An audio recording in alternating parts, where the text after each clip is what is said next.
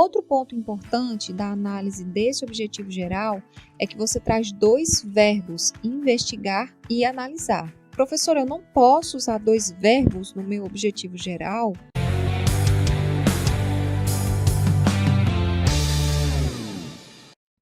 Analisando o seu pré-projeto de uma forma geral e focando de forma especial no objetivo geral, por quê? Quando nós temos um projeto, um trabalho científico, a gente tem a necessidade de analisar de modo inicial o problema e o objetivo, né?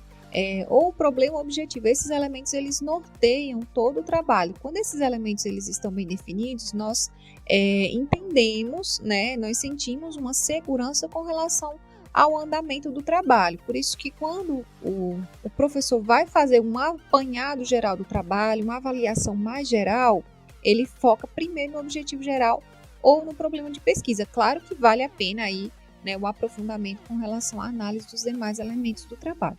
Então, no vídeo de hoje, neste vídeo, nós vamos focar aqui na análise do objetivo geral para pontuar algumas questões. Outro ponto importante da análise desse objetivo geral é que você traz dois verbos, investigar e analisar. Professor, eu não posso usar dois verbos no meu objetivo geral?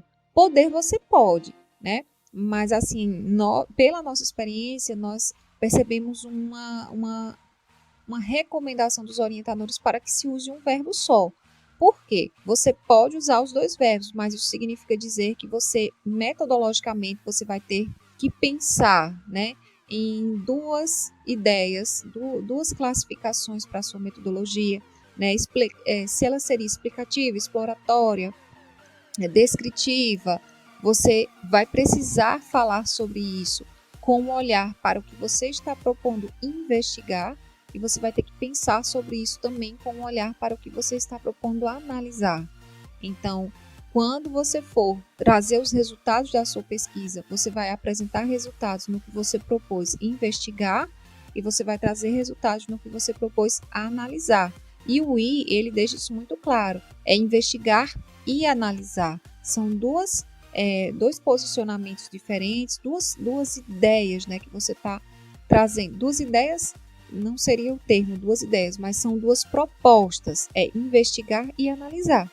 Então, isso é possível sim, mas vai, claro, gerar mais trabalho, metodologicamente falando e também no que tange aos resultados, né? Você vai ter aí uma pesquisa mais trabalhosa, que vai apresentar mais resultados, e isso talvez pode ser desnecessário para o seu momento, para o que você está desenvolvendo. Talvez não é um trabalho que talvez não tenha essa necessidade. Então, escolha um verbo só, né? Uma sugestão, tá bom? Mas claro que isso fica a cargo do aluno. Então, a sugestão é que você pense, né, em uma possibilidade, uma sugestão de escolher um verbo só. É o suficiente, já vai te atender muito bem, já vai te dar um trabalho super aprofundado, super de qualidade, né? Uma pesquisa boa, uma pesquisa de qualidade com um verbo só. Então fica a dica. O verbo é uma dica muito importante. O verbo não é só um verbo, né? O verbo não é um verbo à toa. A escolha do verbo para o objetivo geral, ele é super importante. Não é uma escolha que você faz à toa. Inclusive, às vezes acontece dos alunos colocarem um verbo que propõe algo que não é possível de ser realizado, né? Então, isso dificulta a pesquisa. O verbo ele não é algo que você, qualquer um eu coloco. Não, claro, é uma escolha que você deve fazer com relação ao que você de fato vai fazer no seu trabalho, né? Então, às vezes o aluno coloca um verbo, né, e uma ideia que para aquele momento talvez, ou para aquela pesquisa não se encaixa. Um exemplo bem claro disso, por exemplo, se a gente fosse pensar na pandemia, né? Um exemplo bem simples, visitar as escolas, né? Enfim, um exemplo bem simples mesmo.